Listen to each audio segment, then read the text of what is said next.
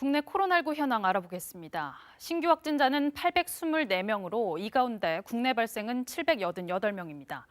이 확진자가 하루 전보다 조금 줄었는데 연휴를 맞아서 검사 건수가 줄어든 영향이 큰 것으로 보입니다. 요양시설과 노인복지시설, 종교시설 등 감염 취약시설을 중심으로 집단 감염은 계속 이어지고 있고 서울 동부구치소 관련 확진자는 오늘도 13명 늘어 모두 958명이 됐습니다. 국내 발생 확진자 대부분은 여전히 수도권에 집중됐는데요.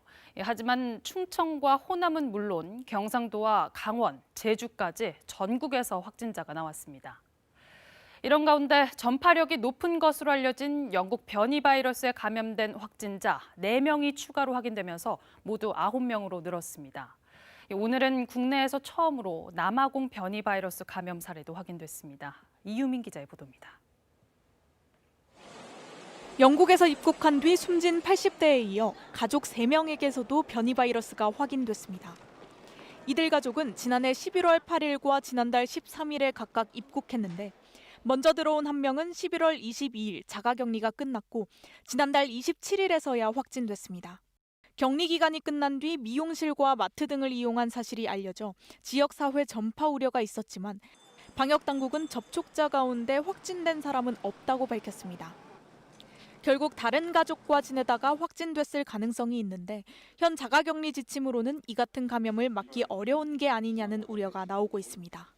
자택에서 이제 격리를 하기 때문에 같은 가족과 한 공간에서 이제 생활을 할 수 있는 그런 어려움이 좀 있다는 점에 대해서는 한계가 좀 존재한다라는 말씀을 좀 드립니다. 이와는 별도로 지난달 19일 영국에서 입국해 자가격리 중인 경기도에 사는 30대도 변이 바이러스에 감염된 것으로 확인됐습니다. 남아공에서 유행 중인 변이 바이러스도 처음 확인됐습니다. 확진자는 지난달 26일 아랍에미리트를 거쳐 인천공항에 도착했을 당시 검역 단계에서 열이 났습니다. 즉각 검사 뒤 생활치료센터에서 지내왔는데 변이 바이러스가 확인된 겁니다. 함께 입국한 한 명은 현재 검사가 진행 중입니다. 이로써 국내 변이 바이러스 감염자는 모두 10명으로 늘었습니다. 방역당국은 앞으로 해외에서 입국하는 모든 외국인을 대상으로 PCR 음성 확인서를 받는 등 검역을 강화할 방침입니다. KBS 뉴스 이유민입니다.